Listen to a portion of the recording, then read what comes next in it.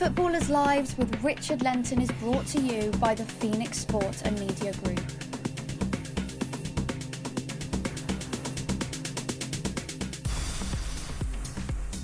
Hello everyone, welcome to Footballers' Lives. Now, Brian Deane enjoyed a 21-year career as a professional footballer, rising through the divisions with Sheffield United before famously scoring the Premier League's first ever goal. He was involved in big money moves to the likes of Leeds United, Middlesbrough and European giants Benfica. He won a handful of promotions, England caps under Graham Taylor in the early 1990s, and eventually amassed 737 games as a pro, scoring 224 goals. But despite those statistics, I think he was underappreciated in many ways. He was very much a team man, always giving his all in whatever shirt he was wearing. He then enjoyed a successful 2-year spell in management in Norway, which could and really should have led to opportunities back here. As you can imagine, he's got some pretty interesting views on that situation. However, Brian's now transitioned from the managerial dugout to the corporate world, heading up the Phoenix Sport and Media Group, which manages people's financial, legal and business affairs during their careers, as well as helping sports people in particular prepare and transition into second careers. It's something that's been very much needed for many, many years. Now, just a reminder to please subscribe to Footballers' Lives wherever you get your podcasts, and please, 5-star reviews on iTunes really do help us get discovered. You don't even have to write anything, just click on that 5-star review. It'll take you a couple of seconds, and like I say, I'd really appreciate it. You can also follow me on Twitter at Richard Lenton. But without further ado, here's Footballers' Lives with Brian Deane.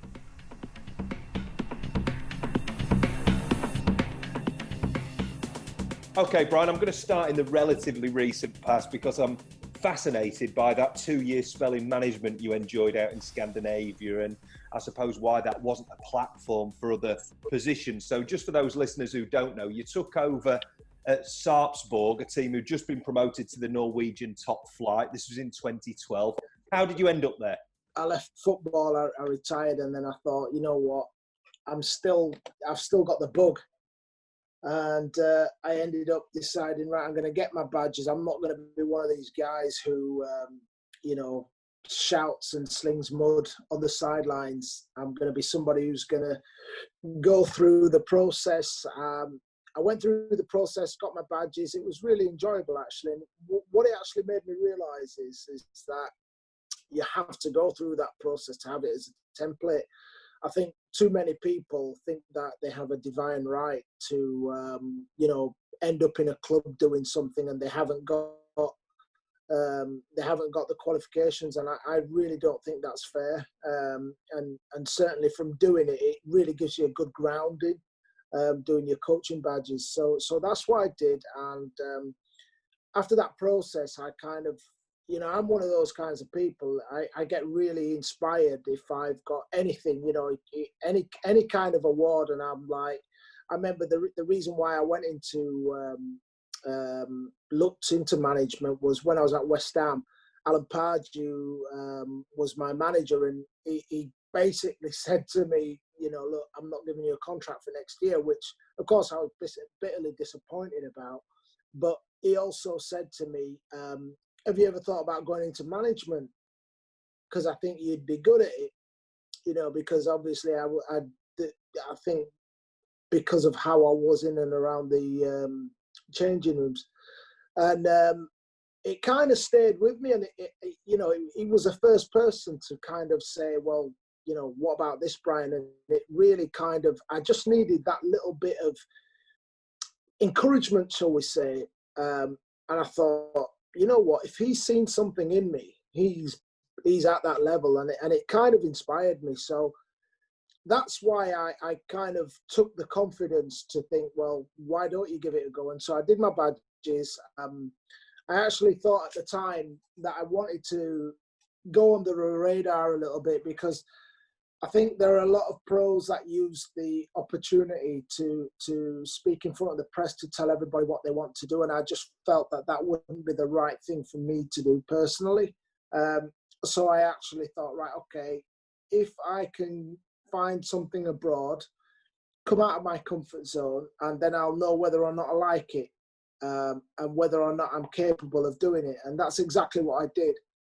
So I spoke to an agent, a Norwegian agent, and we had a good conversation. Said, look, this is what I'd like to do. And he said, look, I've got some ideas, and I'll come back to you. There's a few things happening in Norway, and he kind of identified that would be the best opportunity for me, because Sarpsborg at the time was a team that had gone up previously and then got relegated with a record low points, and then they got again with the same manager, but the manager decided to step aside, and they were looking for something different.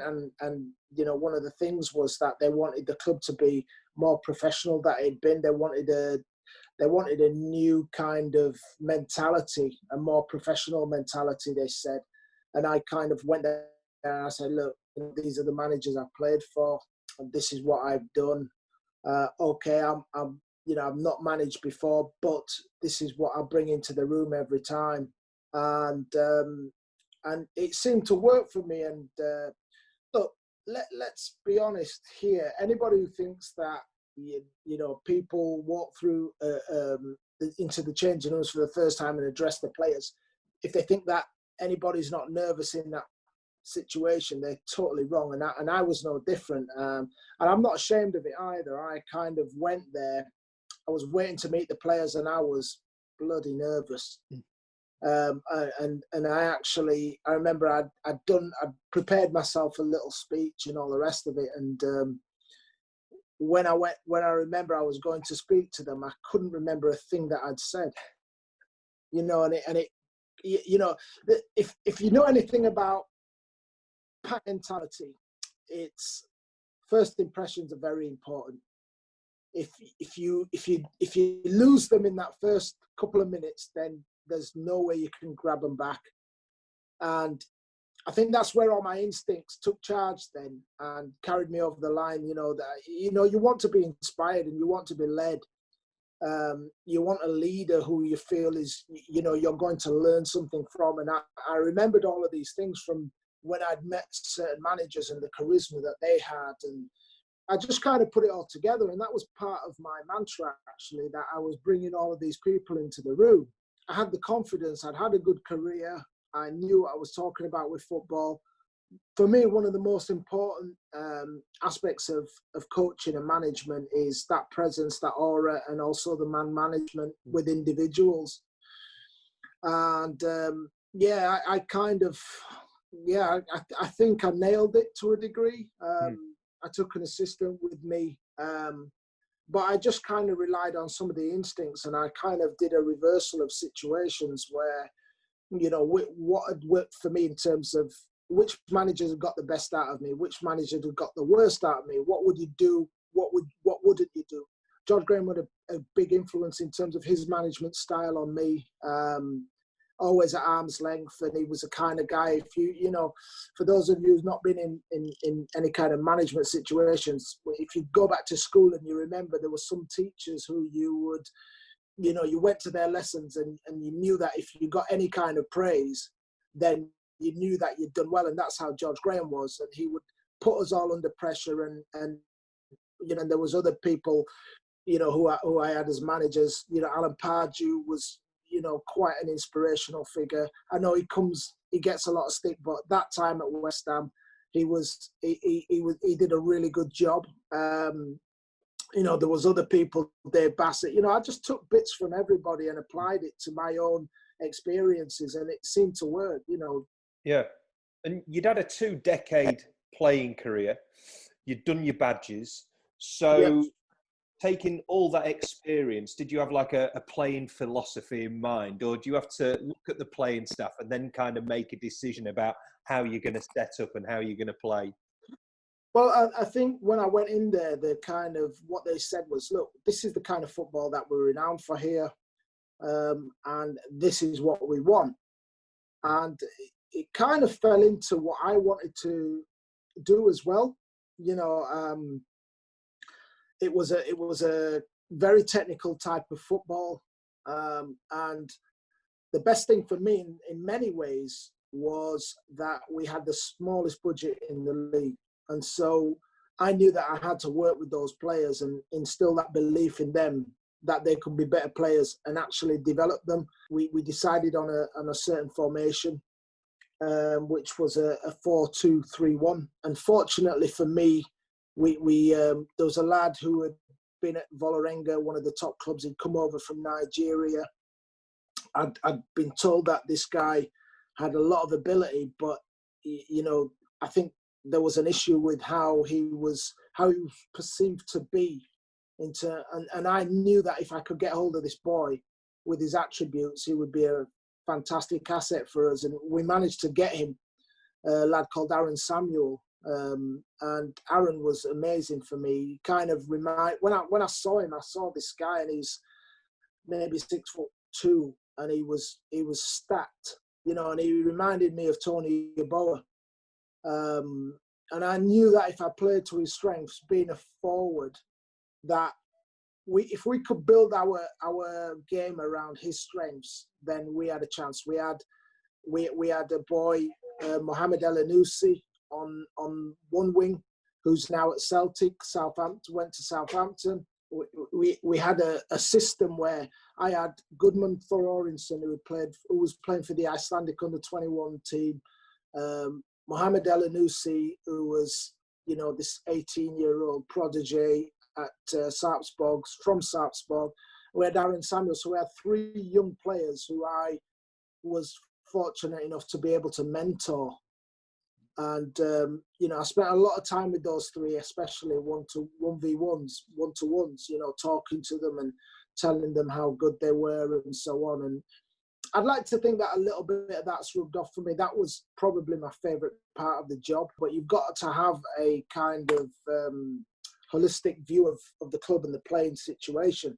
And that means, you can't always be in the inside of it. You have to kind of be on the outside, and you have to manage people. So that was fascinating for me. Yeah. And then the last game of your first season there, you're in a playoff because you were in the relegation zone. You're in a playoff against Ranheim. How pressurised was that situation? Because were you thinking, if I take this club down in my first season as a manager, then my managerial career is done? Yeah, yeah. Thanks for that.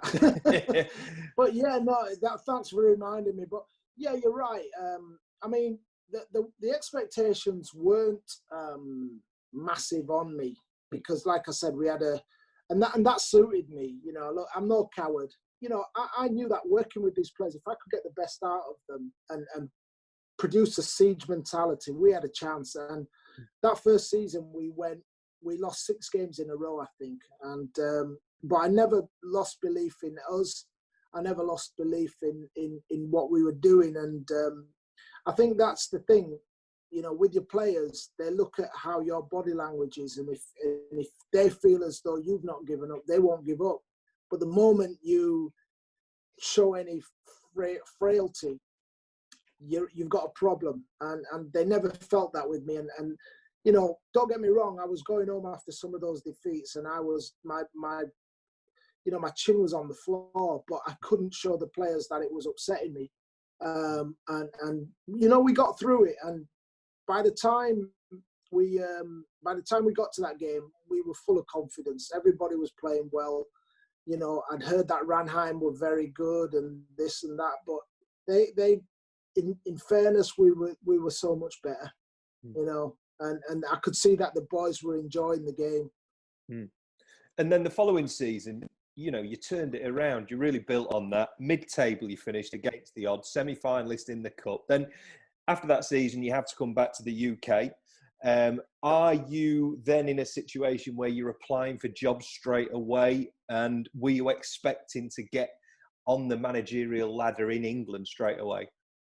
Yeah, I mean, look, it's like this. I came back to England, and I had no expectations, first of all, that I would walk into any job, Even after doing so well? Well, I don't think you can take things for granted like that. But I did expect to be able to speak to people. I didn't think that I would, I'd done something that not a lot of people have done, and that's gone abroad and matched out of my comfort zone for 2 years. And I really kind of felt that this warrants somebody saying, look, we'd just like to talk to you anyway, even if I don't get the job. And I didn't get any interest whatsoever, and I remember there was jobs coming up, and I'd do what everybody else would say. People would say, oh, why don't you ring them and or the chief exec, or what, or the, whoever it was in charge, and say, can I put my CV in or whatever, or can you let me know what the process is? And I got no response back. And, it was very disheartening. I'm not one to kind of turn around and say, well, we talk nowadays about opportunities for black coaches. Look, I had a lot to offer.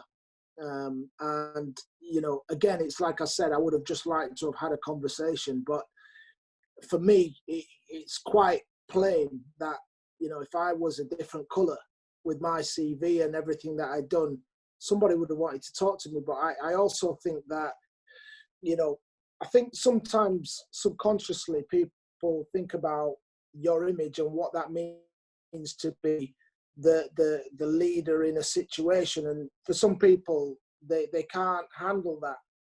Somebody like me being the head of the ship. And I know there'll be people listening and they might want to say, oh God, here we go again. I don't really care, because I know I've lived it for 52 years. And I'm not bitter about it. I'm just saying it's a fact, what we're talking about. But I'm not bitter. I'm quite happy, because I'll tell you the other thing that I need to make you understand is that managing is very, very difficult. It's very stressful. It's long hours. And if I was younger, then I'd have more energy. But I think I'd got to the point where it'd probably taken me 5 years more, 6 years more to get where I needed to be in the shake-up.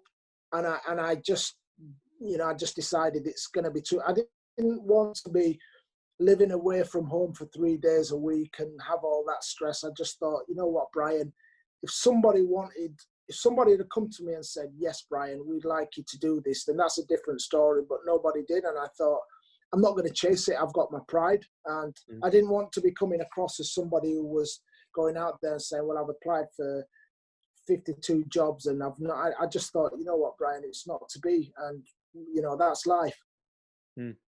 But massively difficult to accept, I'm sure. I'm struggling to comprehend the fact that you didn't get any interviews. I got one interview. This is a joke. I'll tell you this. So I got one interview, and I'm not going to name the club or anything, but I just felt that was a token gesture in some respects in terms of box ticking. I got 2 hours to prepare for this interview. I didn't even get a chance to shave and make myself look tidy.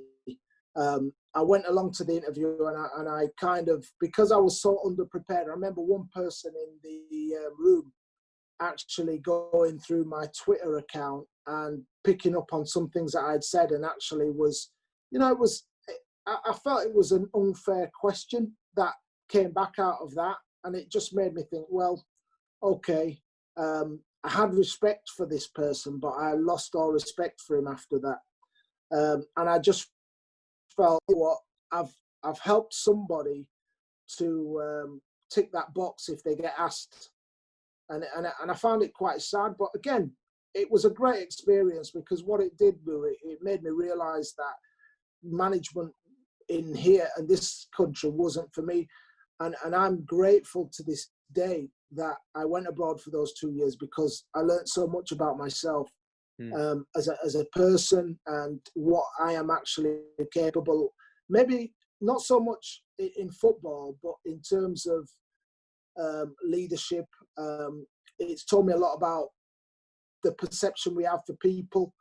I heard a story the other day which baffled me, about somebody who had been for a job and, they basically lied at the interview and got this post. And you just think, there's nowhere for somebody like myself to lie, and this person had not been actually a player. So everything that you've got isn't out there for everybody to see. And this guy had risen to a position of such a height that he was able to do exactly that. It was the emperor's new clothes, and he got found out. But it's sad that you don't have, I'm a believer in flat hierarchy at the tops of organisations, and what I mean by that is you have to have specifics making decisions that protects the integrity of the whole organisation, and that means you might have somebody. Let's take any club for example who's got a CEO who hasn't got a footballing background. How is he protected from from a very strong manager who says, I want this player and I want that player? How can he argue whether or not that's the right person to be bringing into the club? And that's where organisations like football should have somebody alongside that person helping to make those decisions for the benefit of the club. But it doesn't always happen because, unfortunately, we have a very sometimes male-dominated, industry where we can't look at decisions and hire the right people in the right situations for that particular job. Now, at the age of 15, which is an incredibly pivotal age for a footballer, you play for Yorkshire Amateurs against Chapeltown, a local derby. You break your leg. Did you think that it was all over for you at that point? I have to say that at that time, because I didn't get an apprenticeship at a club. What got me through that was the kind of resilience that I'd grown up with. I was going, I was catching the bus to go on trials to places like Notts County, and I went down to Barnsley. I got rejected down there. I got rejected from Leeds, but I just felt that I wanted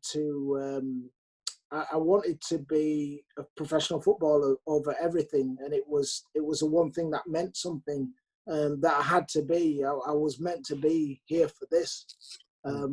So I just kept plugging away, and I wrote down to Doncaster for a trial when I was.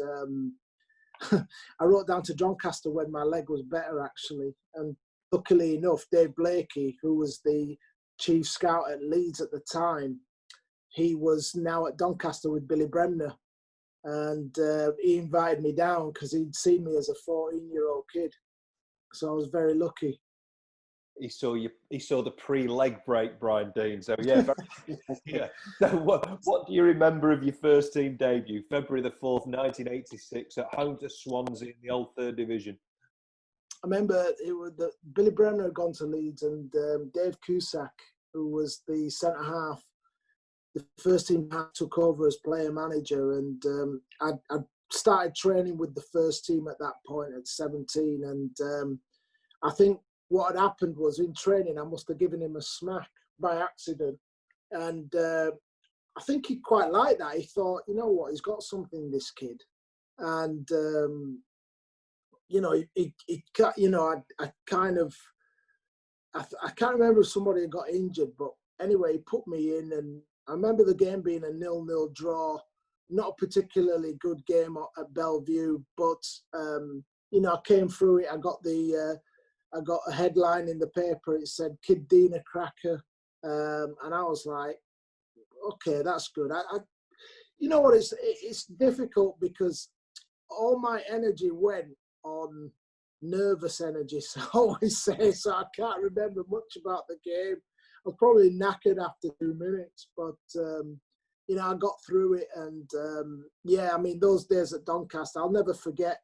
I'm so grateful to Dave Cusack as well, because he gave me my opportunity, and he was kind of a massive mentor for me in ways that people wouldn't understand. He wasn't everybody's cup of tea, Dave, but and we played Mansfield this one day, and George Foster. I'm not sure if George is still with us, but he was the manager, and he was a centre back as well, George Foster, and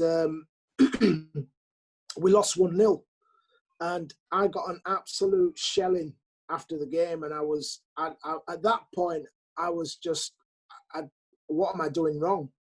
I was like, I can't be this crap. Do you know what I mean? And I thought I've had enough because if this carries on, I'm not going to make it as a footballer. And I went to see David the next day, and I said, look, I can't take this no more. I said, like it's affecting me, these bollockings. Even if I've scored, I just feel like if I've scored, then somebody else will get it. He says, there's a lot of promise in you. He says, I'm trying to prepare you for what you're going to need, not only in football, but in life. And I was taken aback. I was like, well, it doesn't seem like you like me. I said, listen, Brian, I think the world of you. He said, George Foster says that he would take you tomorrow. But you're not going there. You're going to go further than that.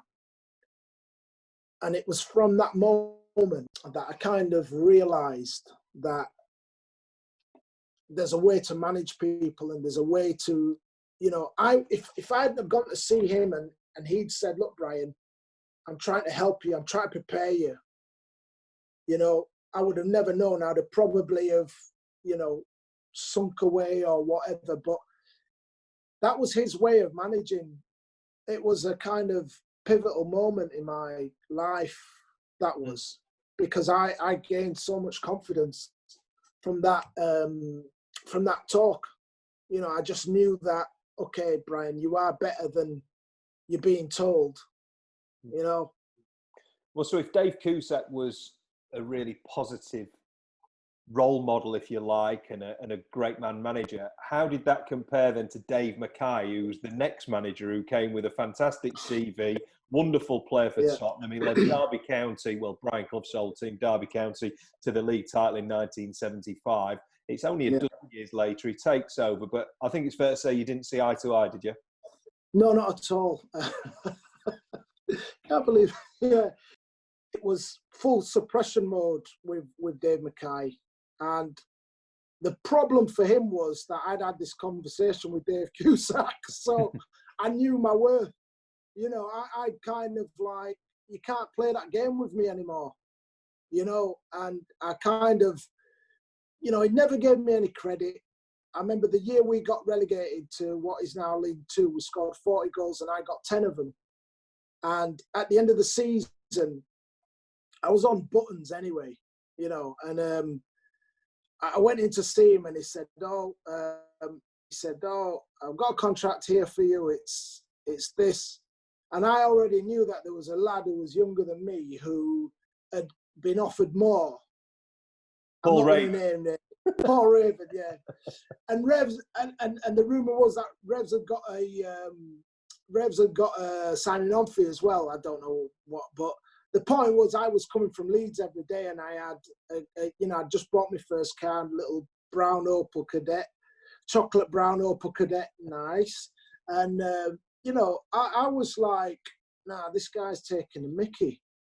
He's like, you're telling me that I've scored 10 goals in a team that's got relegated and I'm 19, 20 years of age, and he's telling me, and it was just the way how he tried to manage me. I thought, I'm not having this, and I knew that I was doing some good things, I might have been a little bit uncoordinated, long, and, and I was still growing, but I knew that I was doing some good things. And I remember I had to, I rejected their terms, and I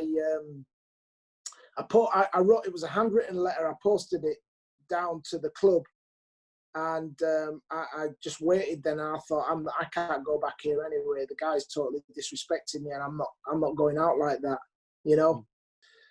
And then Dave Cusack had spoken to Dave Bassett, and then I got a call from Dave Bassett, and basically Dave Bassett just told me to come down and have talks at the club. Yeah. And I went down, you know what I mean? And the truth is, as soon as I stepped into that car park, you see how the car park is, it kind of, you go into it and then you just see the big Sheffield United, the writing on the stadium. And I kind of looked at that and I thought, I'm not leaving here unless I sign. I thought all I wanted at that point was a stage, you know, and I wanted somewhere where I could develop. And I obviously looked at the fact that Sheffield United had got relegated. I was confident that I could score goals in that division, and I kind of played the underdog for the pre-season, in that I was just came in. I'm just this 20-year-old boy from Leeds, and you know, I'm quite happy to wait my turn type of thing. But things went really well. First game of the season, I was actually playing, so I'd kind of convinced Harry that, you know, I was good enough for a start. And the first game was away at Reading, and I scored as well. So, but I have to tell you that a lot of my career, the things I did was based on a fear of failure. Everything that I did was because I didn't want to fail. I was petrified of failing. Well, you started touching on the start of your Sheffield United career, but 17th of September 1988, a Division 3 match. Sheffield United 6, Chester City 1, Tony Agana hat-trick, Brian Deane hat-trick, and the pair of you never look back. Why did it work so well with Tony? Tony's a fantastic human being, and he was somebody that I looked up to at the time. He was older than me, obviously, and you know, he just, it's like when somebody just says, I'm gonna help you, I'm gonna lead the way, kind of thing, you know, and that's, you know, just kindness, really, you know, and it just made me want to give back as much, if that makes sense. So even if I'd have scored a hat-trick and he hadn't have scored a hat-trick, or if he hadn't have scored, you know, I'd have been gutted. And that's, you know, that's a true friendship. And actually, you know, I've got the ball, and he said, you know, I could have the ball. And I never looked at it and thought, well, what if he'd have wanted the football, Brian? No, he gave it to me. Do you know what I mean? Yeah. So it was a great partnership on and off the pitch. Yeah, definitely. He's a sound bloke. And again, you know, we complemented each other, because he was left-footed, I was right-footed, and sometimes he'd find himself down the left wing, crossing it in for me, and I'd find myself down the right wing, crossing it in for him. It just worked really well. I mean, the way how Harry put that team together was, you know, it was amazing, really. You know, the kind of the way how we played, the team played to our strengths. You know. And was it quite direct? I'm thinking. I mean, I'm struggling to remember that first period that you had up until the top flight. Was it playing with wingers and being quite direct and getting the ball to you and Tony? Yes, it was. It was a 4-4-2, and we just played. We had a lot of pace up front. We had Ian Bryson, who was good at coming in from the left at the back post. We had an out-and-out winger called Alan Roberts, and then we had me and Tony. And in any given situation, we had three players in the box. And it was just right, we'd turn teams. Look, what's the point in fanning around with the ball at the back if you've got people who are very quick and you've got very good attackers? Surely you're only going to negate them if you're messing around. And we needed to get out of that division, and we just ran over teams. So that was in the old third tier. Were you still able to run over teams when you won your second successive promotion in what was then the second division? Yeah, we came in, and obviously you've got bigger teams. You've got the likes of Newcastle, Sunderland, Leeds United, Wolverhampton Wanderers, West Brom, Stoke, Watford, you know, Leicester, lots of huge teams now that are in the Premier League, you know. And but it was, you know, for a young lad of 21, it was great looking at that fixture list, you know, because as a boy I looked at these and I thought, wow, I'm thinking, I'm actually playing against these teams every week, you know, and I'm scoring as well. Yeah. Well, you must have looked at the fixture list the following season when you're in the top flight and thought, wow. First game of the season was Liverpool at home. Oh, just a nice, easy start then. That was 1990-1991, so they would have been league champions, wouldn't they? Yeah, they were. That's right. And but again, I managed to score.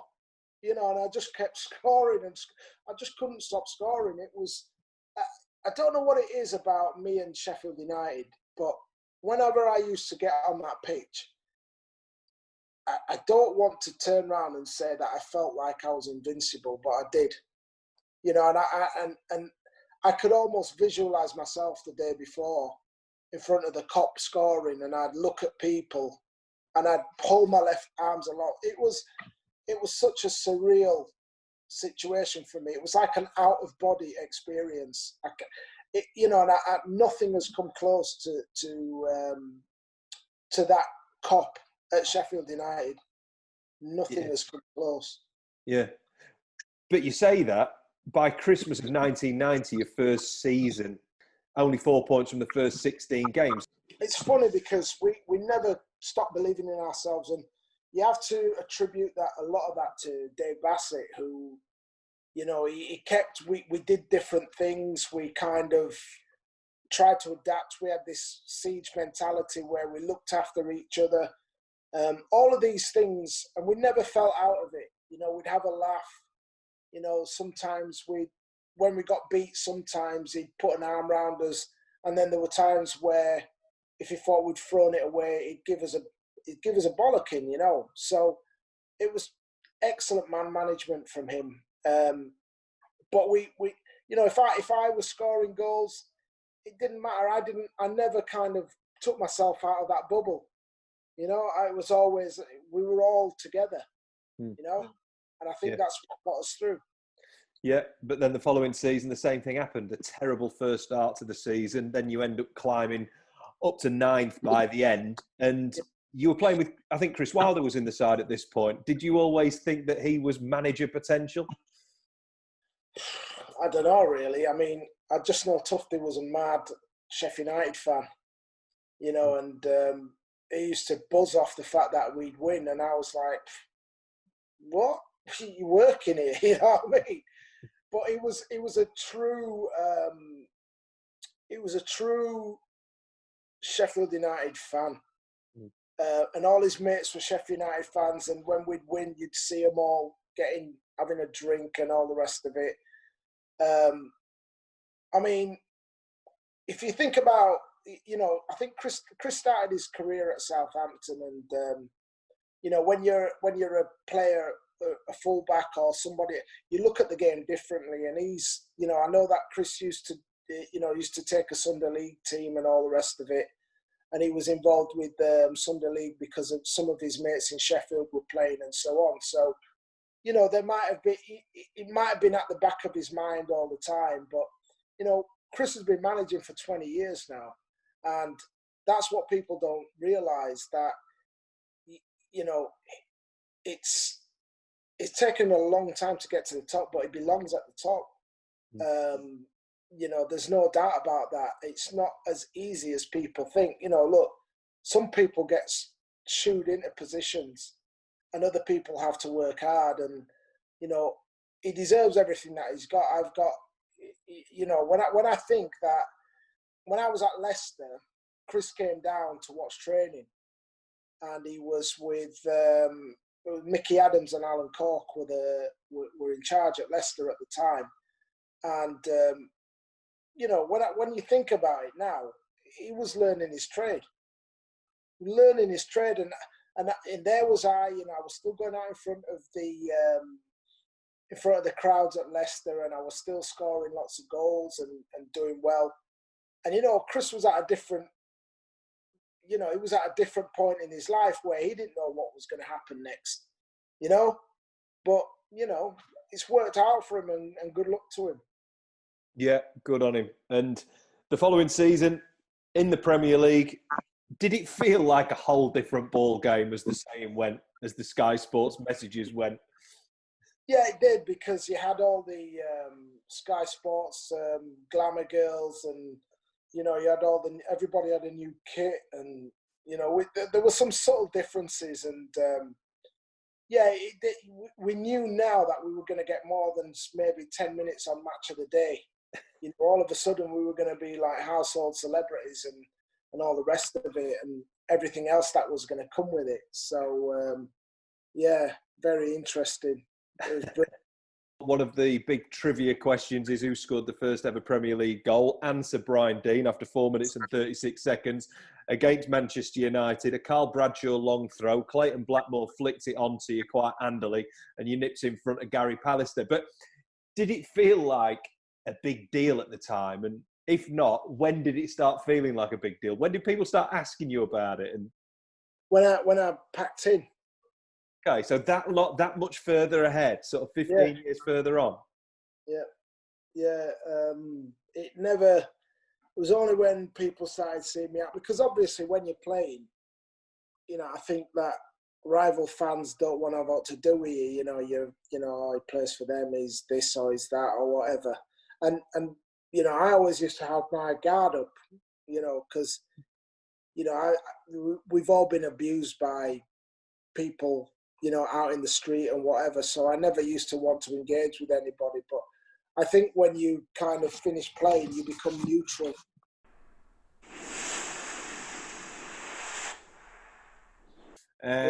What were the options at the end of that campaign? Could you have stayed at Sheffield United, or were you determined to push through a move at the time? No, I mean, there was... The thing was, we had a bit of not a misunderstanding, but I had a conversation with the manager at the beginning of that season. And, I never really wanted to leave Sheffield United, but I also felt that it was in that last season, there were times where I felt that that I didn't get any support. And when I say support, I don't mean necessarily on the pitch, but I felt that there were some articles that were coming out at times that were targeting me. And I thought, this isn't fair. And whether or not we were scoring or not, it's not all down to Brian Deane. Or, there was an article came out that, David said, oh, well, when my players come back from international duty, all they talk about is cars and houses. And I'm like, it's only on about me and Glyn Hodges. And I thought, that doesn't... And I felt that at that time, I was being set up, because the press would behave differently then. They had to go to the manager to get their stories, and they couldn't afford to fall out with the manager. And, once the fans start hearing about, oh, he's talking about cars or he's talking about houses, they're building up, they're saying, oh, well, he's giving it big time now. You know what I mean? It's like, I've gone big time or whatever. And then, so I was like, whoa, this ain't right. And what had also happened was that it was was it that season? Yeah, it was that season that Harry had basically accused me of being tapped up when I was on international duty. And it turned out, because we played Arsenal away, and I had to come off after 20 minutes. And it was, I just felt shocking. And then he pulled me in on the Monday and he said, he said, you haven't been the same player since you come back from international duty. He says, I think you've been tapped up. And I said, well, what are you on about? He says, well, you're not the same player. He says, listen, I've got an offer on the table from Crystal Palace. He says, Ian Wright has just gone to Arsenal and they put a bid in for you. I was like, I said, well, listen, I said, there's something not right with me at the moment. I don't feel myself. I said, but if you want me to leave, then maybe I can go at the end of the season. And turned out I had glandular fever. Right. And that is really debilitating, isn't it? Oh, God, yeah. And it was only when I looked back that I realised that something was wrong. Like I was waking up sweating buckets. So anyway, we played Wigan on the Tuesday. And we won 2-1, I think, and I scored both the goals. But I felt I thought I was going to die going on to the coach the next day. Sorry, after the game. And then on the Wednesday, I came in, I couldn't sleep. My tonsils were like, I couldn't breathe. And I said to French, listen, there's something wrong with me. I need a blood test. And that's when I found out I'd had it for 6 weeks. And it was, I got a half-assed apology from Harry, right. And but it wasn't an apology. But it like, you know, but then I kind of, I've started to feel that, you know, I didn't have him in my corner as much then, you know, and all I was doing was I was in survival mode still, you know, because I knew that we weren't talking about the kind of money that you're talking about now. You know, I was working to make sure that I stayed on the top level, you know, with little security, you know? Yeah. Well, can you give us an indication of what the wage levels were like in sort of 1992, 93? Wages were probably between 150 and sort of like 400 for the top players. £1,000 a year, unlike the same figure that some people are getting per week nowadays. Yeah. As you're talking about, it could be top wages at most clubs might have been £2,000 or £3,000 a week, and you're talking about England players. You know, you might have had most of the England squad on no more than a quarter of $5,000 a week. Yeah. So it was a very different game, financially and everything else about it, you know. So why did you decide then to go to Leeds? Was that just a case of going home, if you like, and what other offers were on the table? It wasn't a case of going home. You know, I think that a lot of teams, I think, felt that I was going to join Leeds anyway. You know, there was a few other clubs that came in. I heard that there were rumours about other clubs, but I think that everybody just assumed that I was going to join Leeds. You know, Sheffield Wednesday came in with a bid, but that would have been impossible. So yeah, it was there or kind of stay where I was, I think. So then you walk into a dressing room of a team who'd won the league title 2 years before, but then the first season in the Premier League, the first season without the back pass rule, they didn't win a game away from home. So what kind of environment did you walk into? Was it a club that needed a bit of a lift, and was it quite a dominant character dressing room like your Strackens, your Gary McAllisters? Yeah, it was very much like that. I think that there was a kind of, I mean, don't get me wrong, it was you know, the lads there, some great lads there, Mel Sterling, Rod Wallace, you know, all of them, David Rocastle, Chris White, Chris Fairclough, Gary Speed, Dave Batty. I went to school with Bats, John Newsom, Kevin Sharp, Noel Whelan, Gary Kelly, Tony DeRigo. You know, I mean, serious squad, you know, I mean, it was a great squad, but of course, Strachan and Macca as well. And I think perhaps there was, I mean, Gordon Strachan's legendary player. Do you know what I mean? And you know, Gary McAllister's excellent footballer.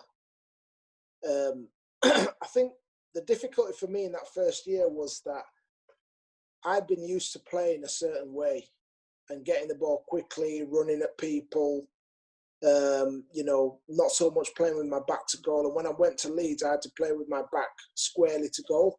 And it just didn't suit my game. And I didn't understand it. I wasn't developing. I wasn't, you know, I mean, I could go now. If I could work on a 1v1, one-to-one basis, or I could work with a forward line. Yeah. And I didn't get that. It was just, right, practice your drills. Whereas I think now there's a lot more visuals and all the rest of it, and you know where to go, you know what angles to come off at. And I felt, again, that I was in this kind of, you've got to be successful. So I was putting a lot of pressure on myself as well. So yeah, it was a tough, and I think the other thing that I did, which I would never ever do again, was I kind of tried to fit in. Whereas I should have just gone, listen, this is me. You know, I'd been successful before I'd gone there. And I was trying to then fit in with a load of people who didn't really give a damn about me. They were like, it's every man for himself, you know. So I think it was only after the first year that I came home and had a good look at myself And I'd had an argument with my brother, and he said, look, you need to kind of address some of the issues you might have at work. And that's what I did. You know, I said, right, okay, well, this is how I'm going to do it this year. If people don't like it, tough, I'll have it out with you. You know, I won't just accept any kind of crap that I was getting served. You know, and as soon as I did that, and I went back to some of the basics that I was doing in terms of I was training on my own, in my own time, Tuesday and Thursday. I was kind of going to see somebody who's a strength and conditioning coach. I was doing ladder work, not long before anybody was doing any of that stuff. We were doing that at Sheffield United, and I'd kind of gone to Leeds and thought, right, I've made it now. You know what I mean? And it just kind of didn't happen that way. You know, you've got to work every day. You know, so I stopped kind of doing the weights. I stopped doing the extra work and stuff like that. And then I went back to that in the second year. And as soon as I did that, everything came back. You know, your confidence comes back. You kind of, you know, that feeling of invincibility came back that I'd had. And that I could do anything on the pitch. And I actually won Player of the Year that year. You know? Yeah. And the good thing was that a lot of the lads started coming down and training with me at Don Valley. You know, it started with Rod Wallace, and then John Pemberton came down, Gary Speed came down, Carlton Palmer came down. You know, everybody started coming down, and then we finished the season so strongly, it was unbelievable. And then from there, that's when a lot of clubs started getting a lot of S&C coaches in, because we were absolutely steamrolling teams. They just couldn't cope with us, you know. And we were doing all of this extra work, and we got the rewards at the end of it because we qualified for Europe. Yeah. I mean, it seems crazy to think that you had to do that in your own time, because obviously in modern professional football environments, you have sessions like that a couple of times a week or whatever, and then you'll have a break and there's food, and then you'll go out and do a football session. So so back in the day then, was it literally just training for an hour and a half a day and have Wednesdays off or whatever? Was it still like that? I mean, yeah, you'd have double days as well. I mean, every club's different, but I think that the gains that you got from doing this kind of training back in them days were like, you could ask 10%. I'll give you an example. When we first started using a guy called Ed Baranowski, was when you just mentioned we had 4 points at Christmas, and Ed came in, and basically all the squad started working with Ed, and we started steamrolling teams, and we changed our diets, everything.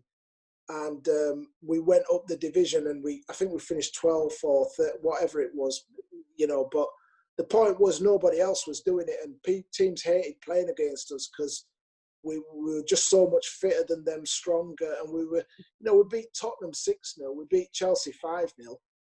You know, we beat Manchester United, we beat Forest, we beat everybody. The only team I don't think we beat was Arsenal. Yeah. You know, we beat Liverpool, everybody. Yeah. But the thing is, you think about Howard Wilkinson, Sergeant Wilco. Well, I just naturally assumed he would be doing lots of fitness sessions. So it seems strange that you're having to take it upon yourself to do it. So what were his training sessions like? Yeah, they were good. They were structured. I mean, training sessions have changed now, and when you talk about working at an intensity now, it's a lot different to how it was then. You know, it's a lot more scientific now, even the kind of areas you work in. So I'll give you an example. Back in them days, you know, if you were having a possession session, you might have had a possession session over half a pitch, right? And it's basically, you might have 3 teams of 6. You lose the ball, your team has to win the ball back, right? But it might be over, and basically something like that just turns into a switch the ball session. What you get now is you might have a 40 by 40 with the same numbers, but because there's so much more intensity, there's more bodies in a smaller area. You've got to think, you've got to understand where your next pass is all the time, and that's working at that level of intensity that gets your fitness and your sharpness. So it doesn't end up being just a running session. It's proper football work, you know, and you know, it's changed now, and it never used to be like that. You know, overloads, underloads. When I say overloads, I mean you might have 3 teams of 4 with 2 floating players who are in, so you end up with an overload of 6v4, for example.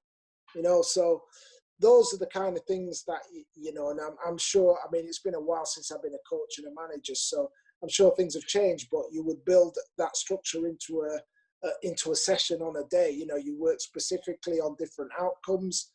And so I think there were just generic things we were doing back in them days. You know, there were like drills, you know, set up on a pitch, and we had natural ability. I mean, I'm convinced that, you know, the players we had in them days, if we'd have had that kind of training, we'd have developed a lot better, because we'd have had more awareness of look, we were all decent players. We had some good players, but we'd have been better. It was the training techniques that have accelerated and advanced players' development in recent years, no doubt. Yeah. And what about diet and refueling habits? Diet, absolutely. We were, like I said, we were doing that. We started with the sports science. I think dieting, refueling. I also think training facilities have played a massive role. You know, when I think about some of the areas that we used to train on, there was no quality. You look at football pitches now, unbelievable. We never had this. You know, some training pitches now are better than actual stadiums. Yeah. So how do you look back on your time at Leeds? You said you enjoyed it under George Graham, but then you left in the summer of 1997 to go back to your old club, Sheffield United. So why Sheffield United, and what were your overall feelings about your time at Leeds? I enjoyed my time. I mean, it's my hometown. I love playing for Leeds. I mean, you know, it was difficult at times because I put so much pressure on myself, and because of that, I didn't enjoy my first year. It's quite funny, actually. My best mates, Andrew, Paul, and Jeff, they used to call me Wacko Jacko because I never used to come out. I was like, because what had happened was where I lived, I had electric gates, and you know, if I didn't play well or if I didn't do well, I'd be really upset. I wouldn't want to talk to anybody.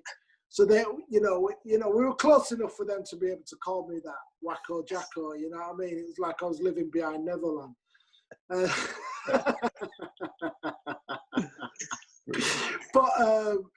But yeah, it was a great, because look, when things went well there, it was one of the happiest times of my life. When I scored that goal for Leeds against Tottenham away, and we qualified for Europe, and the time surrounding all that season, that second season, we had some brilliant times. And you know, I remember coming home on the coach, and you know, that the Bucketheads were playing. These sounds fall into my, you know, and we were just drinking we're drinking champagne, you know, and then we were going to Marbella on holiday, and then, you know, the next year we had a good season, and then it all came apart when we went to the cup final. I mean, even that was quite funny in that, you know, I remember at the time that I was really upset because I wasn't playing, and I remember Rod and Phil Masinga had been bombed, so they weren't even on the subs bench. And when I got told to go warm up, I could see them behind the bench, and they were laughing their heads off at me because they knew I was really angry because I thought I should have been playing. And I couldn't help but like looking up at them and just laughing as well. You know, it was like, but I was upset. But, you know, you can't, everything's an experience. And, you know, some of those experiences at Leeds were, I'd do it all again, even the bad times. You know, I mean, look, Howard Wilkinson did a fantastic job for Leeds United. He brought Leeds United into the modern era. I watched the programme about Leeds United, and he, you know, I wouldn't be surprised if they put a statue up of him for what he did for that club. You know what I mean? We didn't always see eye to eye, but I respect him. you have to respect him. He won the title. Do you know what I mean? He assembled an unbelievable squad. You know, some of the players, that squad was, and I mean, they got a lot of stick because they underperformed. You know, he brought Eric Cantona over. I mean, look, you know, there's no doubting, and Leeds was a brilliant place to be. You left Leeds in the summer of '97, didn't you? And you went back to Sheffield United, which seemed like a slightly strange move. Why did you go back there? And could you have stayed in the top flight? Yeah, I could have done. I was actually looking at perhaps going abroad. I was speaking to Feyenoord about going over there on a free. Okay. But there was something dodgy about the deal that I didn't like. There's so many people in and around football now who are there to exploit and get as much money out of it for themselves that you don't see the wood for the trees. In effect, you know, if you're a player, you're thinking, well, I trust this guy. He's doing everything he can for me. And it's only when you kind of look back that you can say, well, I'm not sure about this. Don't get me wrong. I'm not tarring everybody with the same brush, but I would say that some of the horror stories I've heard about even recently have kind of made me think that, you know, it's that there needs to be a real kind of an overhaul of the kind of education of players. You know, it's quite shocking, and like that one particular instance, I remember. Like I said, I was talking to this agent, and he was obviously trying to put me into that club, and was basically saying, "Well, this is what they're going to pay." I'm thinking, "Well, what is the benefit of me going over there on a free?" Apart, you know, basically, you're basically, what's the word I'm looking for? Trafficking me. That's what it was. Him and my agent at the time was nowhere to be seen because he was in on it. But he was letting this guy who had taken a lot of players abroad from England, he was working with him.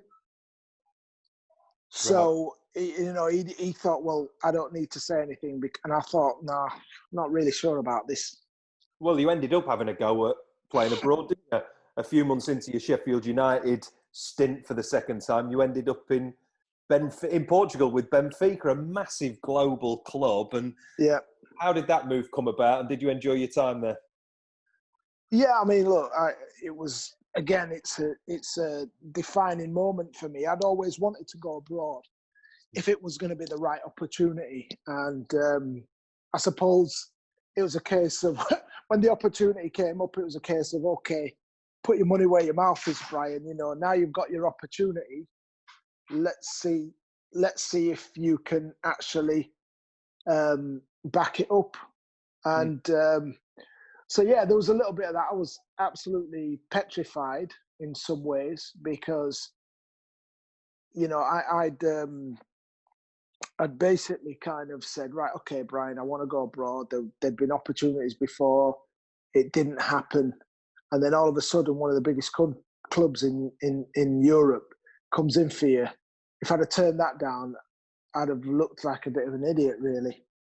You know, but there were also a lot of things happening at Sheffield United as well that weren't very savoury behind the scenes. And, you know, let's just leave it at that, shall we? But nothing to do with the club or the integrity of the people who work there now. It's just that, you know, I bought into something where I was told that, look, we're going for it, we're going up. You know, there was all kinds of things that had happened, like they'd turned the club into a public limited company, and all these things started to unravel. And you know, there was other agendas going on, and all I was interested in was I didn't want to ruin my legacy at the club. You see, so for me, I'd gone there. I had an opportunity to sign a 2-year contract, which I said, no, listen, I sign a 1-year contract, and if it looks like we're going to go up, I'm quite happy to sign a 2-year contract because, you know, I had a good contract, but I thought if I have this contract in this division for 2 years, then and we don't go up, then it's not realistic.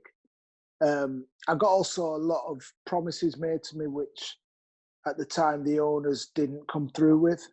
I was felt quite uneasy about one or two things, but you know, I just wanted to play football at the end of the day. And you did that with several other British players out in Benfica. I've seen some of the goals on YouTube that you scored against Porto and Sporting Lisbon. They looked like really big games, and the fans took to you as well. So it looked like you settled in okay. Yeah, I did. I mean, what happened was in the first year I went out there, there was only myself and Scott Minto who were at the club, and then we qualified for Europe, and we brought in several other English players. Well, not several. Mark Pembridge and Mickey Thomas came in, but my time got cut short, and then after that there was, I think, Gary Charles, Steve Hartness, Dean Saunders came over as well, but I'd already gone back. So I wasn't out there with a large English contingent. And I think, you know, it's funny how things are viewed, because obviously when you bring in that many English players, I think that,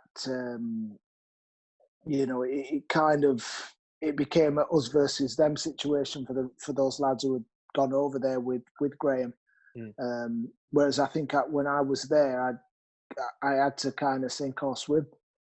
And again, I put myself into one of these situations where, you know, if I'd have gone over there and it had failed, I'd have been, you know, it could have been horrible for me, because what was I going to come back to? You know, it's really funny because, you know, they do, when you watch Real Madrid, they have this, they always have, like, the people who they sign, that they do, you know, they keep up the ball and stuff like that. And they did that with me. And I was like, I thought, okay, I'm not going to start balancing the ball on the back of my neck or anything like that, you know. And I thought, oh God. So, but I did, you know, I had my jeans on, and, you know, but it's one of them where that is probably one of the most nerve-wracking things. I don't know if you've seen the guy Dembele who went to Barcelona. French international now. He's a really good player, but he did it, and you can look at it on YouTube, and I'm looking at it thinking, is he taking a mick here? Because he's trying to keep the ball up and everything, and it's like just going all over the place. You think, hang on, is he having a lot? Is he done this for a joke? But the thing is, if you look at that player, he's a great player, but I just thought, what's going on? And I almost felt like, okay, if I do 2 kick-ups and the ball shoots off over there, I'm going to get absolutely battered, you know. Because they did have that, and there was like people in the stands kind of like there to greet you. Like, it's like a tradition. Yeah. It was a lot of pressure, a lot of expectation, and like I say, at the times where you're playing in front of 60, 70,000 people, the white handkerchiefs coming out at 15 minutes gone because you've not scored yet. And luckily I played with a guy called Nuno Gomez, who's a very good player. I'm sure you've heard of him. And so there was less pressure on me to score because Nuno was really good in the box, and then it allowed me to play my way into the games. And did you really embrace the lifestyle, enjoy living in Lisbon? Did you try and learn the language at all? I mean, how can you not enjoy the lifestyle? You know, I was renting an apartment with a view from my bedroom of the Atlantic, you know, and like in January, I'm wearing T-shirts.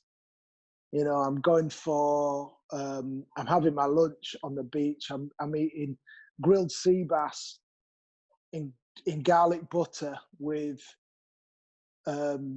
potatoes, sauteed potatoes and sauteed vegetables, and then walking it off with an ice cream. You know, I mean, how can you not kind of enjoy that? It was amazing. But obviously, you know, for all of that, you've then got to still go out and produce, haven't you? Because if you don't produce, you're out. So no, it was great though. I mean, I'd always recommend players to go abroad, but of course, the Premier League is where the best contracts are. So we're not going to see many players going abroad now. Did you enjoy working with Graham Souness? I did. I really like Graham. I think Graham's one of them people, right? Who if he don't like you, he don't like you. And I know there was a player in the changing rooms who he just couldn't get on with, and it was like, I mean, you might have seen him on Sky talking about certain players, but it was like if he don't like you, I just get the feeling that he's never going to like you. You know what I mean? And there was this Brazilian player we had called Amaral, actually a very good player, played for the national team and everything. But Graham just didn't like his work ethic, I think, because Amaral would come in every day with his Walkman on and he liked his samba. And he'd come in with a pair of flip-flops on. And, Graham, he's a very smart guy. He looks well groomed and everything. And he'd just look at it. I could tell he was like looking at him just to say, look at this guy, you know what I mean? But I got on all right with Graham. And I think the reason why I got on all right with him was because we were in a situation where we had to have each other's backs. He'd shown the faith to bring me over there. And again, I'd sort of like thought, well, I don't want to let him down. Yeah. So I did my best. And again, it's like I said, you can only do your best. I remember I actually had plantar fasciitis, which is very painful. I don't know if you've heard of it. It's, the tendon on the sole of your foot. Oh, I know exactly what you mean, yeah. I snapped it. And at half time I had this, I took my boot off and it was all swollen and there was blood all, you could see the blood and I wanted to carry on. I think we were 0-0 and we were playing down on the south coast and, I was got. Oh my God! I've got to tell him that I've snapped me plantar. I've got my plantar fascia is ruptured. I was like, I can't tell him. And I remember he was doing his team talk, and I says, I was that in awe, because that was the kind of era you come from where you don't want to let anybody down, you know what I mean? So, but it was like, all right, we're gonna have to make a change. So I was out for about 6 weeks with that. It's a horrible thing it is, Yeah. But, yeah. But you had a good time there. Why did you leave then? We weren't getting paid. That's a very good reason. Yeah. We weren't getting paid. There were all kinds of issues with the club. And, the president was coming in every 2 minutes and going, we sometimes we go 7 weeks without getting paid. And if you go 8 weeks without getting paid, then you're allowed to walk out on a free transfer. So they'd always kind of pay us 1 month's money, right. So that they were, and we just, that happened over a long period of time. And I think I just got sick. Everybody got sick of it. I actually wanted to stay out abroad. But when that started happening, it just wore me down, and I think it was a case of then, look, maybe it's a good idea to kind of get back home. And it's very kind of Hollywood. The newspapers used to come and watch every game, every training session. And then, I remember there was when I came back, Mickey had an incident where he had a training ground bust up with another player called Kandarov. And that made about 3 pages, like, when there were handbags. Mickey Thomas had a scrap, and but that's the culture, and that's the profile of the club. It's a huge club. Did Mickey get the better of him? Yeah, he did. And you know what? I wanted to knock his head off as well once. We were in a nightclub, and he's one of them guys, Sergei Kandarov. I think he's got a big job in the Ukraine now, but it was one of them when he's had a drink. When people have had a drink and they want to touch you all the time and they kind of try to test your strength and stuff. And I thought, I'm going to have to knock him out in a minute. You know what I mean? I get very sensitive around people when they've had a drink. I don't like it. Well, because people could blow up at any stage, can't they? But yeah.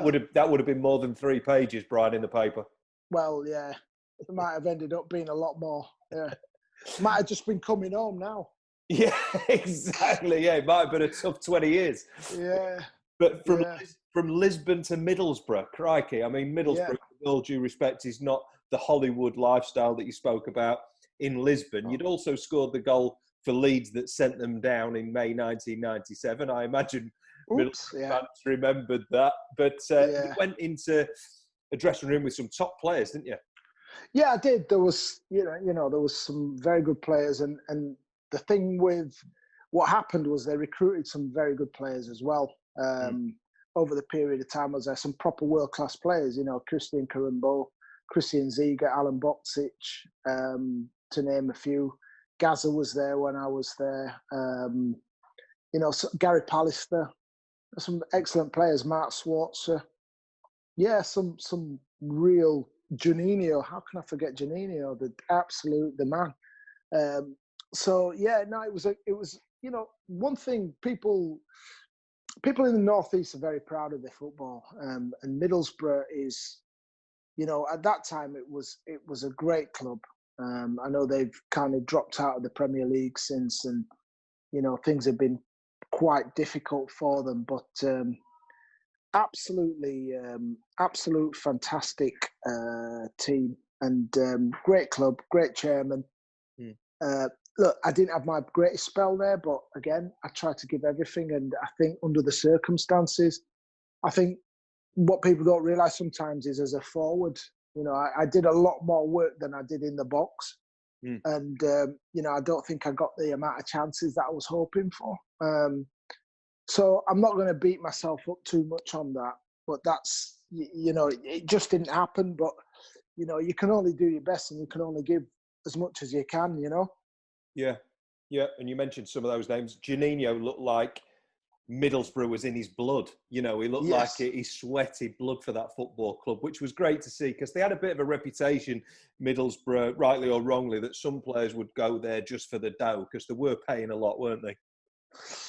Yeah, well, they had to, because of the circumstances, like you say. But yeah, look, I mean, Brian Robson's a great manager to play for. I mean, as a guy, everybody wanted to play for him. Everybody wanted to do well for him. Viv was brilliant. Loved working with Viv Anderson, and Gordon McQueen as well. I mean, we could have been better. We could have been better structured, but. It was what it was. We did okay. So yeah, but they did pay well. Not that I was one of the top paid players. I mean, I wouldn't have minded a year on what Alec Boksic was earning. That would have been nice. But it had a bit of glamour about it. A bit of Hollywood. So yeah, it was cool. There was a period that always kind of fascinated me, because Brian Robson was my boyhood hero, but it looked like he just couldn't get the best out of the players anymore. And it seemed like a really brave but possibly foolhardy decision to then bring Terry Venables in with Brian Robson working under him. I'd never seen anything like that before. What was the atmosphere like at the club around that stage? Yeah, it was a difficult situation, because I think the team needed a lift, and it just shows you that the man, he wasn't thinking about himself, because I think some people would have just kind of thought, no, I'm gonna, I'm it's me, or it's my way or the highway. But Robbo brought somebody in who he thought could keep the club stabilised, which he did, and. It's not an easy situation. If I look at myself as a coach or manager, and doing that and bringing somebody in of that kind of, stature, and you then, as a player, you're looking and you're thinking, well, who should I look at for instruction? Do I look at who's the gaffer? Is it Terry? Is it Brian? Do you know what I mean? It was a difficult situation. And I think as players, we all tried to be as respectful as possible. But it did sort of like, Terry Venables did take over, and he did sort of like start, dictating and being the manager, as it were.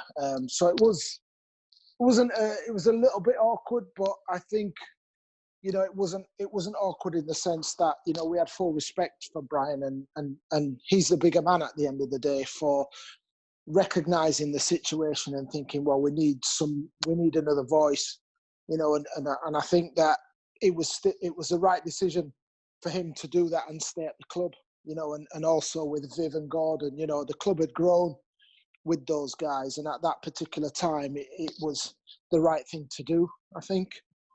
Yeah. And I'll never forget the picture when Brian Robson became player manager at Middlesbrough. I don't know if you remember this. They couldn't have made it more blatant to give the message that Brian had come in as a player manager. He was wearing football boots, socks and shorts, and then a suit jacket and a tie. Yeah, there might be something in that.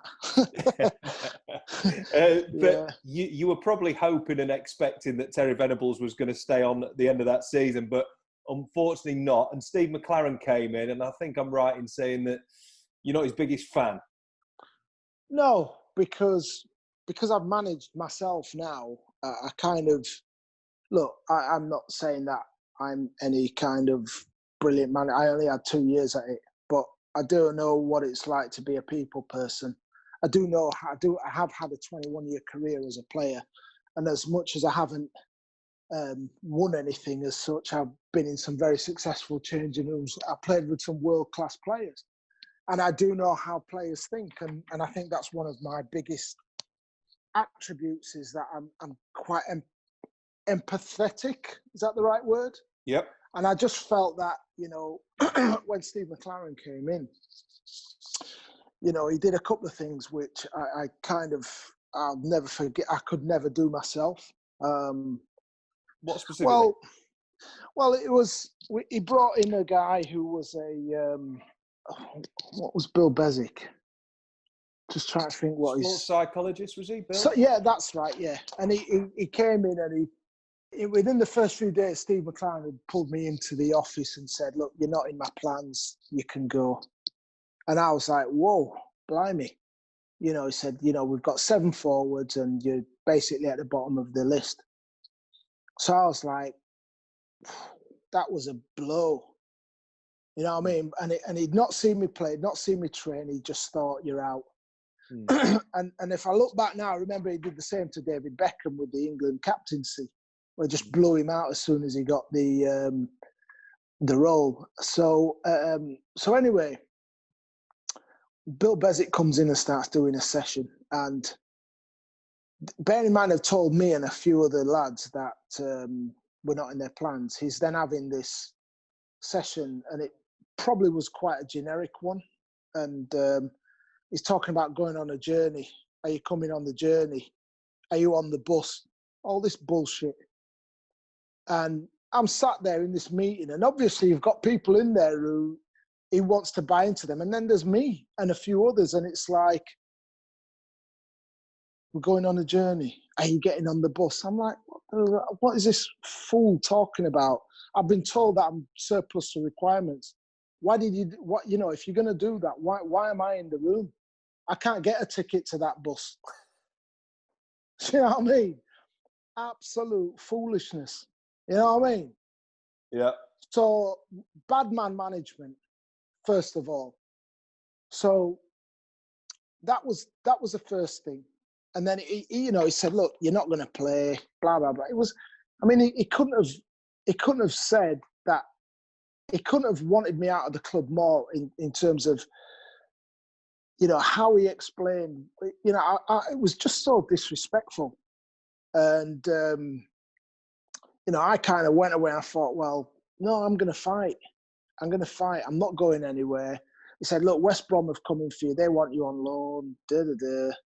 I was like, "Oh, I'm here. I live an hour down the road, and I want to fight for my place. It's a new season. I want to fight." And he was adamant. And then what happened was, in pre-season, we played Preston away. And you know what he did? He played the whole of the squad apart from me. So how big was that squad? Probably 20 players, yeah. Well, there was and some of the players not even played in the first team before. Right. And then just at the end, I mean, I was like, because it's embarrassing. For me, I was like, it hurt. And then he comes up to me at the end and he was acting, oh, Brian, I'm so sorry. You know, I didn't realise. I looked around and I thought, and I went, yeah, no problem. And I wanted to cry, you know, but I wanted to also knock him out. Do you know what I mean? Because you can't disrespect somebody that way who's a senior professional. But I gave him the benefit of the doubt. I thought, okay, maybe he didn't see me, whatever. But then Alan Boxic got injured and they were struggling. And, you know, so I came in and I played and I had some good performances. You know, I kind of, you know, I think the fans respected my endeavour. In fact, they had a song called "We Want a Team of Brian Deans." We all, what is it? It's a team of Brian, something like that. Anyway, so Alan Boxic was out for a while, and then Alan came back and he tried to play us both together. And look, Alan Boxic was a number one striker there. I don't have an issue with that. He was the best player we had at the club. But, you know, the way how he then kind of basically dashed me to the side again after that, it was like, he'd give me a custard pie when he first came in, and then he'd give me another one. But this one had a cherry on. You know what I mean? It had a cherry on, and it was like, well, yeah, thanks, Brian, but guess what? Alan's back now, so off you pop. It was like that, and it crushed me. And, you know, because he's saying, no, you can go. And I was like, well, I'm not going. And, we started talking about things like money, which I wasn't there. You know, the money wasn't, it was important. Of course, money's important, but my pride was more important. And, you know, I wanted to stay and fight. I just wanted a chance to fight. And he didn't give me that. And I think the kind of, when I realised I had to leave there was we had some fitness training. We had a bleep test in the gym. And, you know, all this had happened and I was furious. I was going in every day and I thought, you know what? I don't care. I'm going to stick my head down. I'm going to, you know, no one's going to mess with me because I'm not a man to be messed with when I'm angry. But we were doing this bleep test and I thought, I was doing it and then I thought, why am I doing this? I'm not even going to, he's not, even if I finish top, I'm not going to get, he's not going to play me. He's not going to respect me. It's like, yeah, whatever. And I remember I ducked out early and to this day I regret that because that's not me. And it kind of like made me feel like, you know what, Brian, you weren't professional then. And I'll never forget, Robbie Mustoe Robbie Mustoe had been in and out of the side as well. And he was like on the subs bench and Robbie was the one who had the best time. And I remember thinking, you know what, Brian, that's what professionalism is. And that's what I should have been doing. And I wish I could turn the clock back and smash it just so that I could say, right, stick two fingers up at him and say, you know what, you're not going to break me. But it broke me then. And then I realised then that I had to leave the club because perhaps I'd lost the respect of the lads for what I did, you know. So that's what I did. I kind of, you know, West Ham, no, it was Leicester. That's right. Yeah, Leicester came in and, you know, I was happy to go in the end. Yeah, and it was a shame at Leicester. I mean, you went there for Harry Bassett again, didn't you? You couldn't save him from relegation that first season, but then you scored twice in that 2-0 win over Watford, the first goals in that new Walker Stadium. But Leicester was a very different club back then, wasn't it? Yeah, it was. Look, that was one of the happiest changing rooms I've been in. It was hilarious. Every day was just, it was just brilliant. Such characters, you know. Who were there then? I know you were up front with Paul Dickov, but who else was involved and having a bit of fun? So Andrew Impey, Frank Sinclair, young lad called Jordan Stewart, Ian Walker, Matty Elliott, Tags, Jerry Taggart. Jerry Taggart was an absolute animal, wasn't he? I think... Big Jerry, yeah. I love Jerry. He's a great guy. I can't remember the name of the player, but this player got Big Jerry sent off when he was at Leicester. And apparently he waited down the tunnel for him. That's Jerry. I used to call Jerry the Kurgan from Lurgan. because he's from Lurgan, and he reminded me of, you remember Highlander? Right, yeah. The big baddie, yeah, that was the Kurgan. So I used to call him the Kurgan from Lurgan. But Jerry was a great guy. Matty Elliott, good guy. And you had Dennis Wise and Robbie Savage, and them two hated each other with a passion, and it was, I actually got on all right with Wise. He was an all right guy, he was Peter Taylor had bought him in, and Peter Taylor had given him a huge contract, and fair enough, and Wise used to just come in, get on with his work, and, do his business, go home. And I'm not going to talk about that infamous time, but what I can tell you is that one of the funniest things that I've seen was, them two really did not like each other. And I remember, I kind of came at the time when it was a Christmas do, the lads' Christmas do. And I remember we had to give each other presents. And it was Dennis. Dennis gave Robbie his present. He got him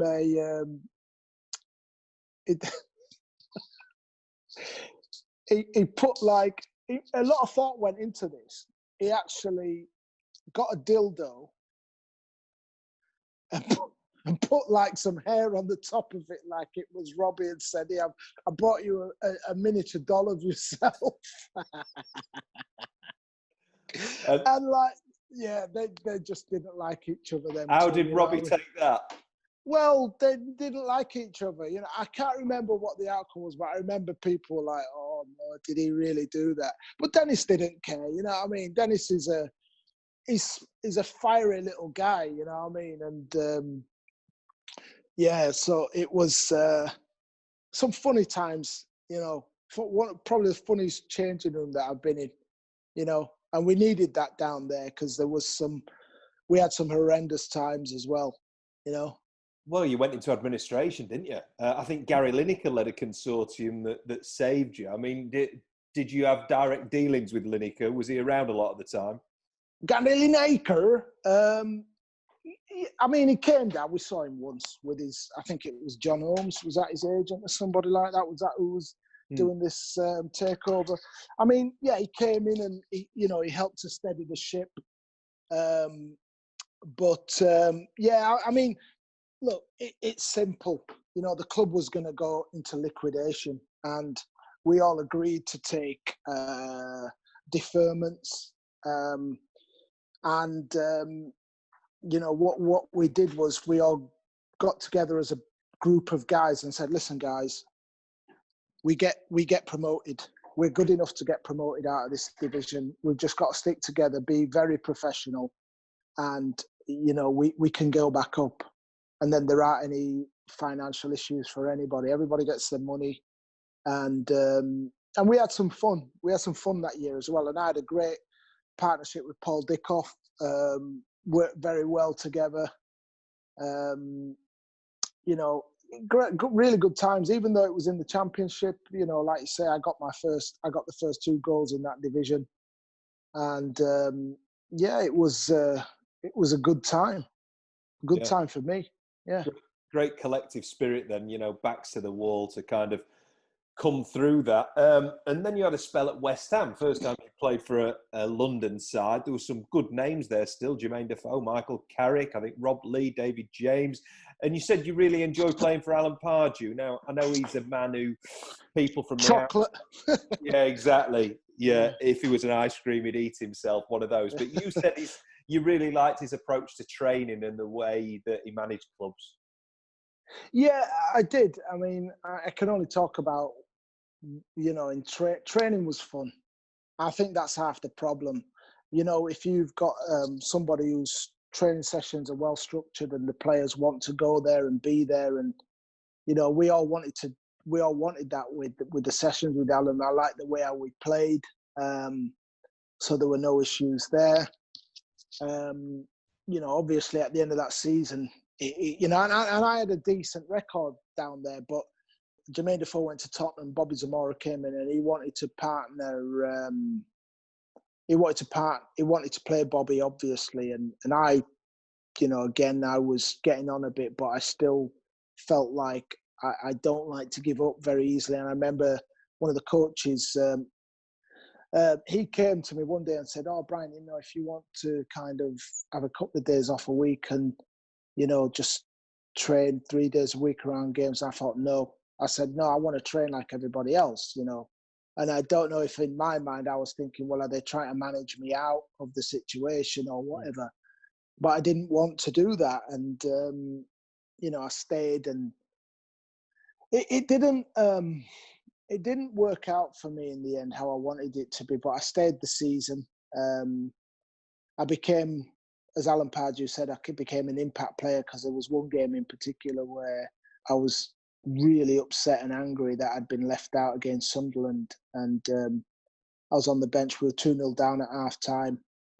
And I came on and I must have scared the life out of the Sunderland back four. We won 3-2. And afterwards, Alan Pardew kind of came in and he singled me out for special praise and said to the lads, "Listen, you proved me wrong today, Brian." And he said, "Listen, I think you should give Brian a round of applause because he's really he's the reason why you've won the game." And I remember thinking, I want to kill him, but I want to cry as well. You know what I mean? And then, but then I became more of an impact player in his eyes.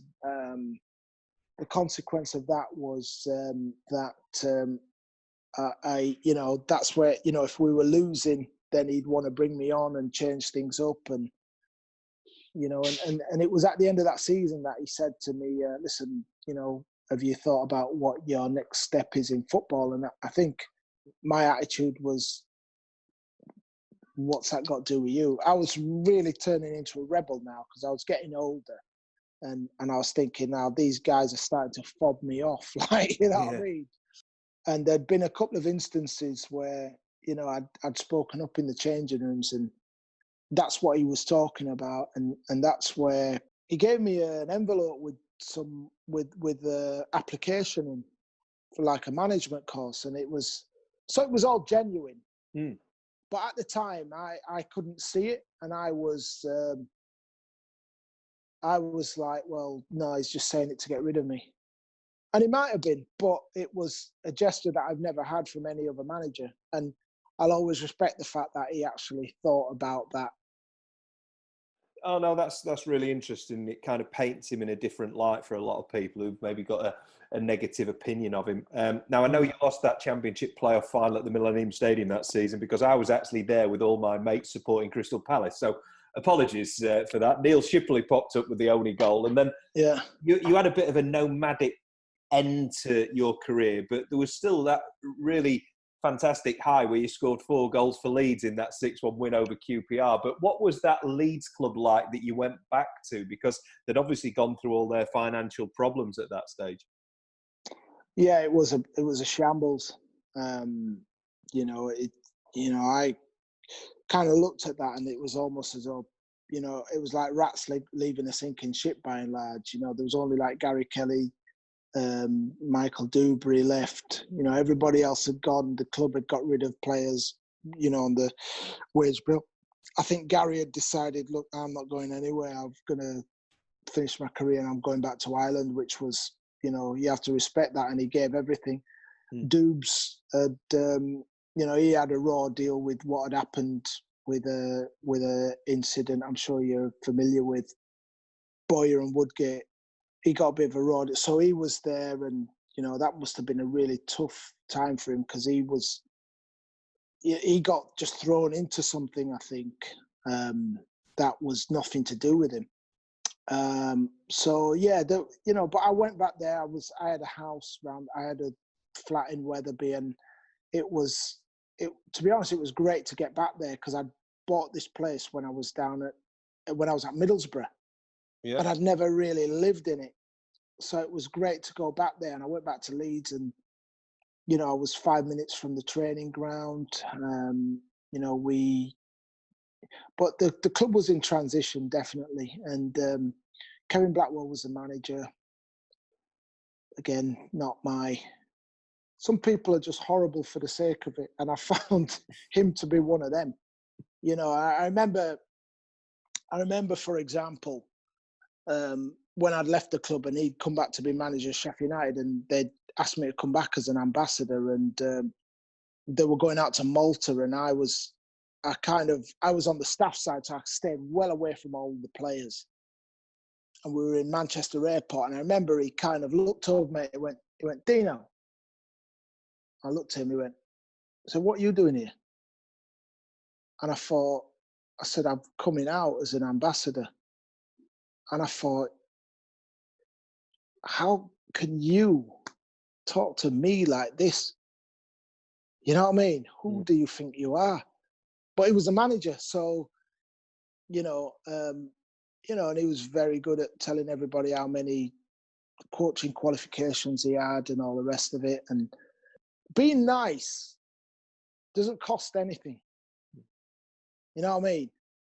Yeah. Being horrible, you gotta, when I think, I try and be a nice person as much as I can. You know what I mean? It's not easy sometimes, and all the rest of it. And sometimes people see kindness as a weakness. I don't, because I'm just trying to live my life.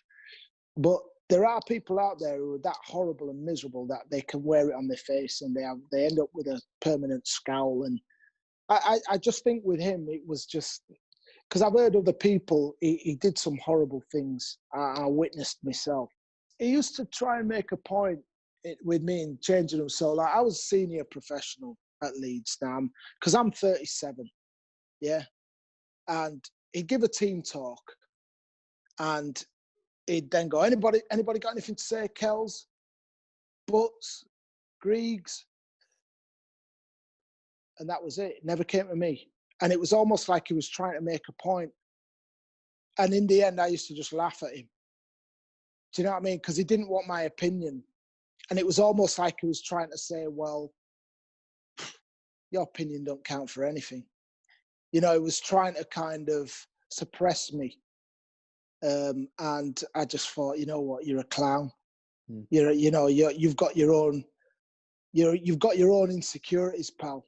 You should be able to embrace somebody who's been there and seen it and done it, not like yourself, who's had to kind of rely on coming through in professional football in the coaching. And look, I'm sure I think he might be working with Neil Warnock again. I don't know. But, like I said, I don't really care. I was blessed and fortunate to have my career, but I've never been knowingly horrible to people. I've seen how he used to treat Clark Carlisle. I've seen how he used to treat his own staff, and it was all down to insecurity. And yeah, I remember one time we played a game and I missed an opportunity, and it was a bad miss. But the way how he went on at half time, it was as though he'd been waiting for months to be able to, he probably willed me to miss that opportunity so that he could tell me how shit he thought I was. That's the measure of the man. Do you know what I mean? So I've got no time for him. I've seen him try to humiliate one of his own staff. And I just think, you know what? Look, I'm 52 years of age now, and there's only one person I'm going to have to answer to, and that's the big man above. And in those situations, I will always try to kind of help people to develop themselves. I got nothing from him. The only thing I got from him was the fact that I got to wear the Leeds shirt again. That's the only thing that he gave me. I haven't got anything good to say about him, and I don't really care. Because I'm like, you don't have to be or maybe he'll reflect and he'll look back and he'll think how he behaved with certain people. But I just know that he tried to humiliate me at times. And, that, like I say, in the changing rooms, I mean, because two of the coaches actually, I remember one of the coaches actually came to me and said, because something happened and I pulled him up about it we were having a video something, and then I spoke to, I kind of threw it out to the coach, and the coach came down on my side. And I found out afterwards that he'd actually berated the coach, even though I was right. I seen him try to humiliate another member of his staff as well, and I thought, mate, you got it all wrong, you know. Yeah. You say Kevin Blackwell, the one good thing he did was give you a Leeds shirt again. Yeah. How do you reflect on your time in an England shirt? It was brief in the early 90s under Graham Yeah. Taylor, but how do you Yeah. reflect on it? A couple of games out in New Zealand? Yeah. It was, look, I was really proud to wear the shirt. I was glad that I wore the shirt. I think that there was a lot of fear for me around it again, and it comes back to what I've mentioned before about fear of failure. So I never really relaxed in my opportunities, which is a shame, really, because I think I could have offered something. I'm not saying that they weren't better players, but I just would have preferred to have given a better account of myself in my shirt. I got 3 caps. I could have had more, should have had more, but it wasn't to happen. And you know, I'm not here. You know, I was grateful for Graham Taylor for giving me the opportunity, and you know, I just didn't have a lot of belief in myself at that time. You know, I think that if I'd have had somebody kind of telling me how good I was, and you know, because that's on a different level. You know, I came from Sheffield United, and all the players came from Manchester United, Liverpool, Spurs, Arsenal, and you know that's where you go. You're going into those situations, and there's cliques, you know, and you're the only one from a small club as they see it, and nobody would talk to you, or you know, you kind of you're in the you're in the you're in your room. You come down for your dinner, you go back up to your room. You don't know anybody. It was horrible. You know what I mean? You know, and it's not what you think. I was proud that I was there. I was immensely proud the fact that I was in amongst a great group of players, very talented players. But I didn't do myself justice. It was that I don't think it's fair to say it was a weakness on my behalf. Everything I've learned about psychology and all the rest of it, I've had to kind of, it's sink or swim.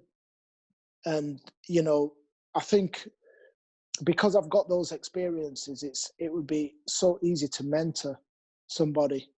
I think there are people who have success all the way through their careers, and so they don't have to have that level of resilience or that level of kind of understanding because everything is just smooth sailing. But I think for me, I had to learn and I had to reflect, and sometimes it was too late. And I think that was one of those periods where it was too late to do anything about it because there was younger and better players than me around then who were scoring goals. And just finally then, Brian, you talked about mentoring there, and you may not be in football management now, but you're transitioning into more managerial and senior roles in the corporate world. Tell us more about what you're doing now with Phoenix. So Phoenix, we set Phoenix up, myself and some other ex-professionals, Michael Thomas, Paul Williams, Rod, and some others in the background who are working as well. And we've set it up alongside what we think are best in practice people. We have a training company. We're looking at where players are looking to transition from sport into business. We're talking about mentoring younger players. These are all the areas where I think that footballers are young men, and they're given too much responsibility when they don't really have the answers for themselves. In the same way, we can talk about financial literacy and understanding what their finances mean, understanding the value of the kind of money, their money, by the way, not anybody else's. So, you know, you don't have a situation where, you know, where they don't know that they're working for their advisors or whoever.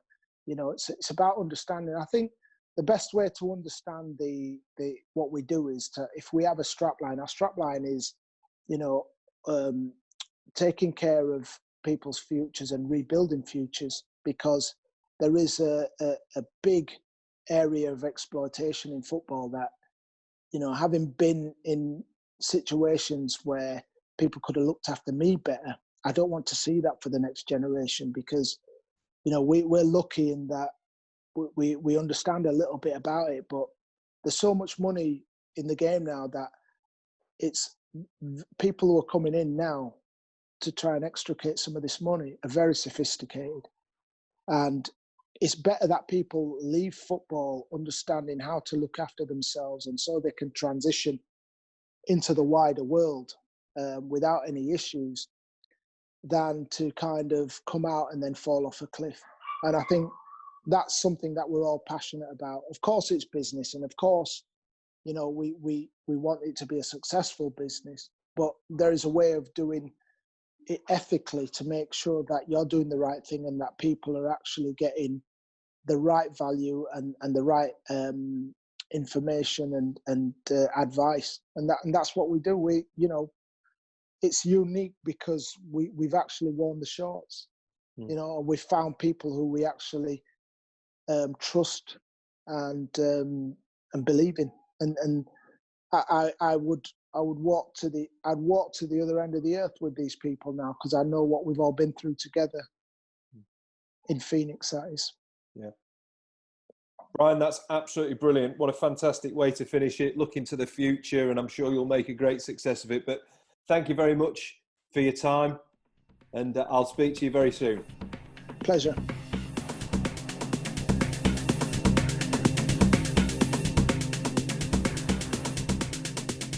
Footballers' Lives was brought to you by the Phoenix Sport and Media Group. www.psm-group.co.uk